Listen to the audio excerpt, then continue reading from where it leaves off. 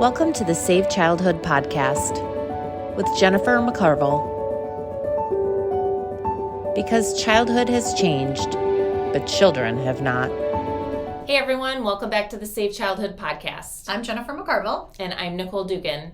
And today we are talking about the magical age of 7 and what that means for academics. Yes, such a beautiful time in a child's life, and perfectly aligns with when they should have direct academic instruction developmentally. Right. So formal academic instruction really shouldn't be starting before 7. Absolutely, it should not. Why?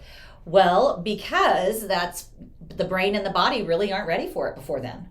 And of course, when you talk to people about that, they immediately go to, the children won't be learning or doing anything until they're 7. That's crazy. My child loves letters. My child learned to read already. My child loves math. My child's great at science. Of course, we're not talking about eliminating experiences that give children rich opportunities for genuine and authentic learning. We're talking about direct instruction about phonics and math operations and, logistically working through the scientific method. We're talking about direct instruction in those academic areas where children have to sit still, listen to information that their brains are not ready to absorb well, and then therefore, which we know, struggle through over and over and over in these younger years. Right. So the body and the brain are ready at the age of 7. And if you are curious about how important that is and how much sense it makes, and the fact that when schools started, children actually didn't go until they were 7 or 8 years old, we have a podcast on that about education in America and how it's changed. So definitely check that one out. It was really informative. I learned a lot of new things in that one. And so that episode does talk about how our schools came to be where they are today and the inappropriate push down of academics that has happened. And here we are. But what does the research tell us about the brain and the body? Well, it tells us a lot of things, but it tells us that the coordination of the systems that children need to perform the motor tasks, that the impulse control that they need is at a developmental place that will support academic instruction. That children at that point, your brain has developed an ability to tolerate boredom, which just means that the child can actually attend to a lesson about something they haven't chosen. Children are born egocentric. It takes time for them to grow through that and be able to, in a healthy way, and to be able to learn those academic concepts. And so mathematical thinking and language and literacy development, all of those things happening in huge ways, of course. But again, we're talking about the direct academic instruction of reading, writing, mathematical operations, and recording mathematical problems, those types of things. Right. And I mean, the brain is literally shifting at age 7. Big shift at age 7. Mm-hmm. Yeah, it undergoes a significant, really big shift there when neurologically the two hemispheres are talking to each other well.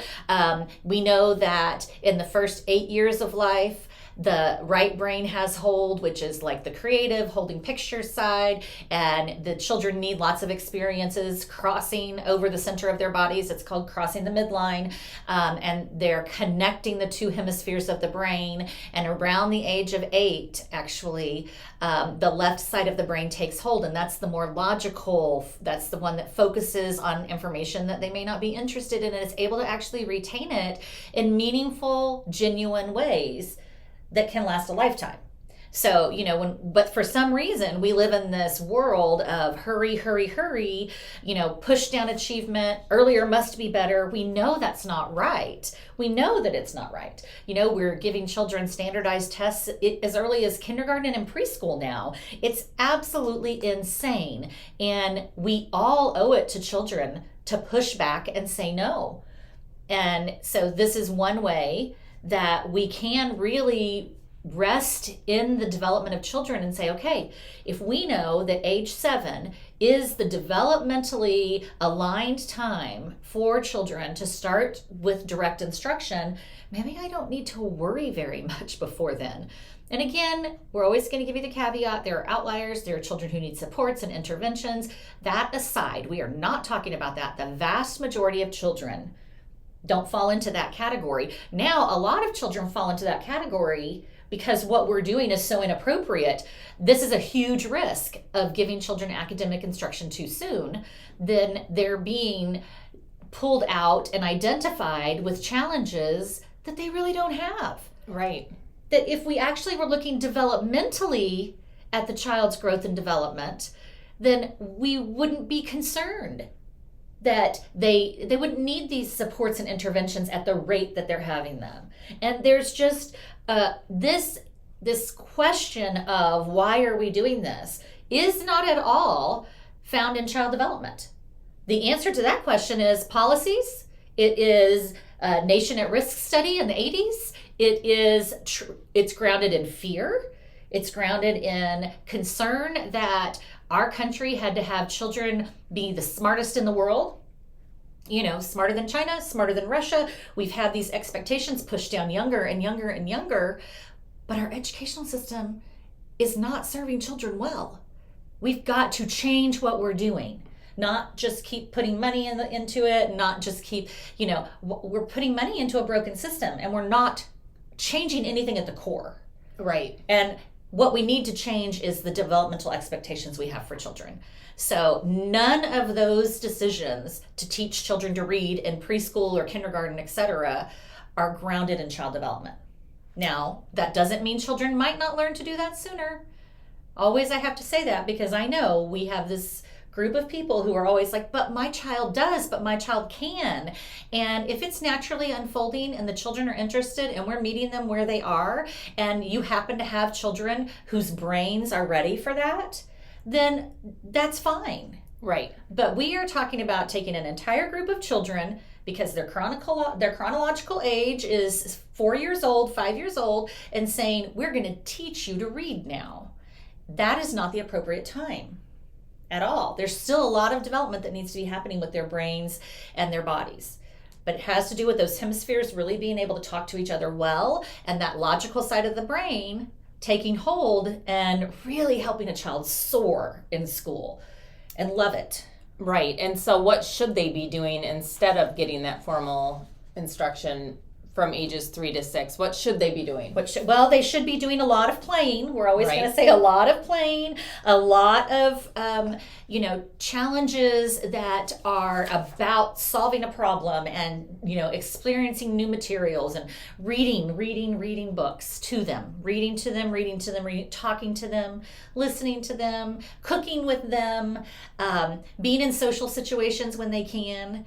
Our families used to have so many children in them that the children socialized, even with their family or with the neighbors who had a bunch of kids too, right? And you just had a social group. But now we have fewer children in a family, and our families are pretty isolated, unfortunately, in most areas. So creating, play groups, going to a preschool environment where socialization and rich experiences are primary. Mm-hmm. Those things will benefit children so beautifully. Kindergarten still should be learning to play with other children, learning how to solve conflict and what to do with big feelings, having experiences with glue and paint and building, and all of those things build a strong foundation for direct instruction. Mm-hmm. But it's being skipped so often, and that has nothing to do with the development. That has to do with politics. That has to do with people wanting to sell us things. It has to do with fear, and it is not working. Right. And because of that and the push down in the inappropriate environments, there's more anxiety among children. There are, like you said earlier, more children being labeled behind that aren't, mm-hmm. if we would have given them time for it to mm-hmm. unfold. And they just don't have time to do that essential work of childhood, which is play. Mm-hmm. And play is very rich. And, one of our tenets is understand play, because I think it's not as simple as we think it is. I think because it comes so naturally to children, and it's just it is biologically wired, and it is how they figure out the world, that people want it to be more complicated. They can't really accept it and trust that process of growing and learning through play. But to understand play, you can put effort into that. There are great books about play. There are countries where studying play and getting high-level degrees in play study are very, very common. Mm-hmm. And because it is complex, it does encompass a bunch of things if you take the time to break it down. And you need to do that for children. We all need to do that for children. So you'll just rob them of enjoying academic instruction and enjoying learning. Right. And I mean, there are studies that show that waiting till 7 actually puts the children ahead. Absolutely, it does put the children ahead. And so I think it's really important that we pay attention to those studies, because those are the real thing. So there was a study in 2009, and it found that children who began formal reading instruction at age 7 caught up and often surpassed those who started at 5. And then by age 11, their comprehension was stronger, and they enjoyed the learning much better than the children who were taught through direct instruction at 5 years old. Yeah. There's a Tennessee study. It's a famous study in early childhood education where they followed groups of children through a more experience-based, play-based preschool and an academic one, and they followed them over time, and the children, same thing as in that study, that over time, the children who had the early academic push and everybody's so proud and look what they can do and isn't it great, my child can do this, those are all bigger issues. But being able to say, the children can do this, and doesn't that make me look great? And, for whatever reasons we find excitement in that aren't really about the children. But then the children whose development was honored and who were given time to do the important work of childhood through experiences and play and stories, gave direct instruction later, and in the long term, same outcomes. They soared. Yeah. And what about Finland? Well, and Finland's a good example because they don't start school until age of 7, mm-hmm. and they have one of the most successful academic systems in the world. Yeah. Right? Wow. And why are we not paying attention to that? I don't know, right? Just globally, their children academically do the best. They rank among the best of the best in the world, and they also have shorter school days. I believe their school days is like 5 hours a day. I think you're right. So, and it works. So we're not looking at what works. We're doing the same wrong things over and over, and we're breaking the children and wondering what's wrong. It's not a child problem. Right. It's a system problem. It's a societal problem. It's... So now that when you know better, do better. So parents and educators out there who now might be learning this for the first time, or are reminded, or are saying, yeah, I already know that, but what do we do? What should we do? What should parents do? What should educators do? Well, I think we should give the children the space and the time that they need, and whatever you need to do where you are to make that happen.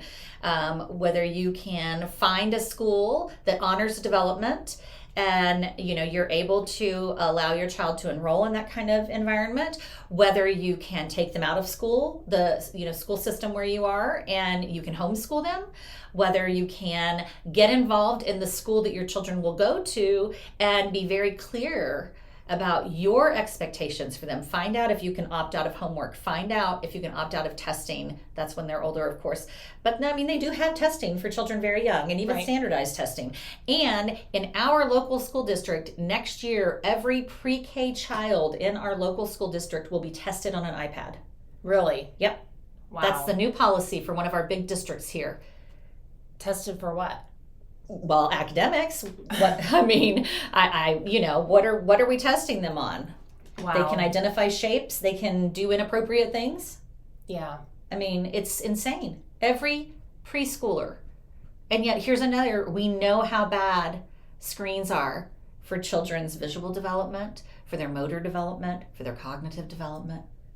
I mean, and so here we have the schools saying, let's not only give all the preschoolers iPads because all the other kids already have them. Let's not only give them to them, but let's test them on it. Yeah. And they'll gamify it most likely, I'm guessing, I don't know. But maybe they'll gamify it and so they feel like that makes it okay. But why are we even doing that? Yeah.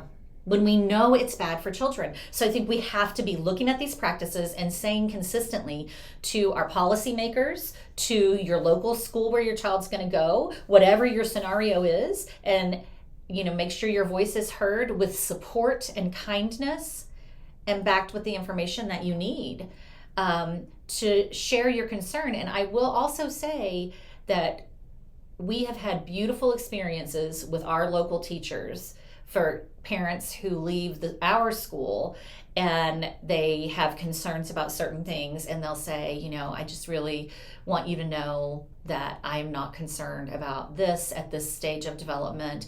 These are the things that I want to be sure are happening for my child. I want to know how they're doing socially. I want to know that they're enjoying listening to stories. The rest of these things I'm not worried about, and almost always the teachers are thankful and relieved. Right. I mean, teachers are not the problem. No. Teachers are amazing. Mm-hmm. And, God bless the teachers who are in those situations and holding the line for these children. Right. And, doing the best that they possibly can. And same with opting out. I know a lot of teachers are often relieved when parents do want to opt their kids out of homework or testing. And a lot of teachers and even some principals don't know that legally you can opt out of those things. It is an option. They always say, no, it's required for graduation. That's not true. There are ways around it. There are groups out there to help you navigate that, but that is one way. And teachers often will say, I would opt my kids out too if they were this age. Right. So absolutely. Teachers are, really incredible, and they see what it's doing to the children. But parents are going to be the ones who change education. Right. You've always said that. Yeah. I really believe that. I think that parents who are equipped with the information that proves we need to honor development, we need to quit pushing against the very design of children and how they grow. We need to align what we're doing with how they learn and grow, and are able to have a voice. And even, the voice is sometimes writing the letter to the principal, saying it is not okay for my child ever to miss recess. It is, whatever the situation is where you are. And like Nicole was saying, in most states, I don't know if it's every state in the United States, but in most states you can opt out of homework and testing. You need to find out where you are and then do it, even if not because it's hard for your children. Do it because it's wrong. Do it because if, thousands of parents in a school district opt their children out of the standardized test, you're sending a message. It's not just opt out because your child might have a hard time with testing.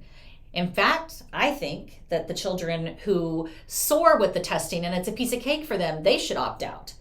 They're the ones that definitely should opt out. But that's a whole nother podcast. I think we're off on that tangent. Yeah, sorry. I think it's so important and speaks to the inappropriate academic expectations. Right. And I'm even wondering now, as I'm reflecting, kids being pulled out for intervention in kindergarten and first grade or before the age of 7, that shouldn't really be happening either. It's not necessary. Probably not at the rate it is, for sure. Absolutely. I feel strongly about that because we do know that children need to be able to develop at their own pace and that they do level out academically by the end of 3rd grade. Right. So that's not even by the age of 7. That's by the age of 9, 10. Mm-hmm. So we know this about children.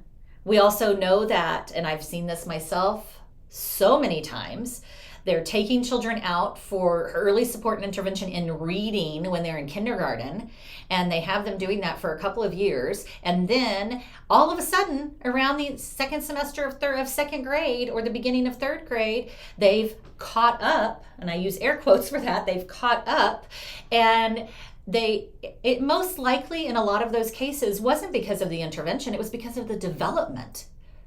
Right.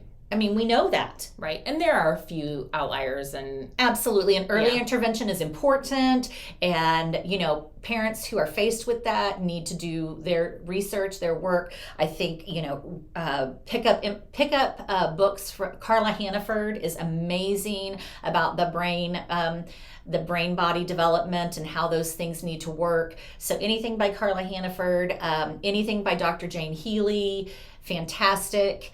Really talking about how children's bodies and brains need to be respected. So we are not saying that early intervention doesn't have its place. Right. No, we're not. No, we would never say that. But we are saying that before we go that route, we need to check the development and we need to respect and honor the development.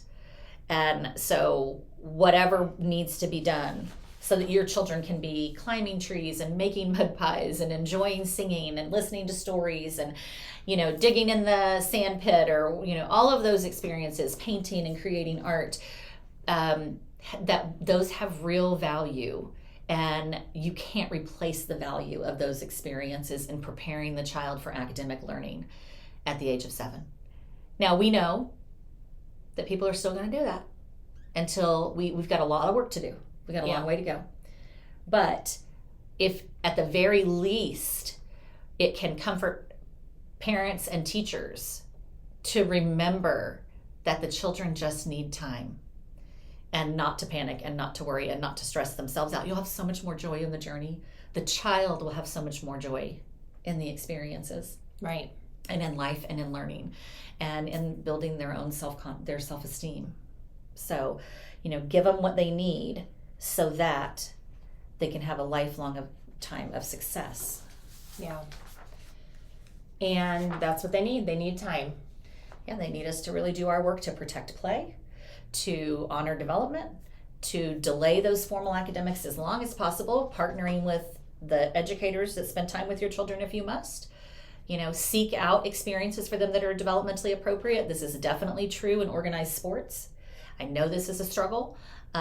Because so many of those situations, it's not just about the schools that our children spend their days in. It's the activities that they're involved in, pushing their bodies before they're ready, making them exhausted because they've convinced you that they need to be on a special team or in a special club because, they're just so fantastic at gymnastics and they're going to be in the Olympics, when they're 5. So, really think those things through as parents and make sure that you're meeting all of their developmental needs, which is sleep and downtime to process the input. Right. Parents are just the child's best ally. I mean, they have to do that, and then partnering with teachers who really, really do welcome that. Right. So parents, it's up to you. No pressure. Make the change. Let's get together. And it's up to educators to do the right thing. Right. Which, is an infuriating place to be. Is, educators have an obligation to do the right thing. And we as a society need to really expect that. So there's hope. I think, more and more people are getting the information that they need. More of us are speaking out and saying the hard things. And we all want good things for children. So parents want good things for their children. I mean, it seems like such a simple thing to say, but it's the truth. Right. And so that's one of the reasons at Save Childhood we're honest about what children need and we don't compromise their development. So as you learn more about development, you can do the same for your child in your home, for your children in your classrooms. Right. So that's it for today's episode. Make sure to subscribe, follow, join us on TikTok, Instagram, Facebook, YouTube, and our new episodes drop every Tuesday morning at 6 a.m. And check out the Save Childhood website, and we're going to have a conference coming up in the fall. So if you're an educator out there who'd like to see a school that's honoring development and won't compromise it no matter what, and doing the best that we can each day, then join us at a conference. It's a really cool experience to grow and learn together and see it in action. Yep, savechildhood.org. All right. And we'll see you next time. Have a great day. Bye. Bye. Thanks for joining us today. To learn more and join the movement, go to savechildhood.org.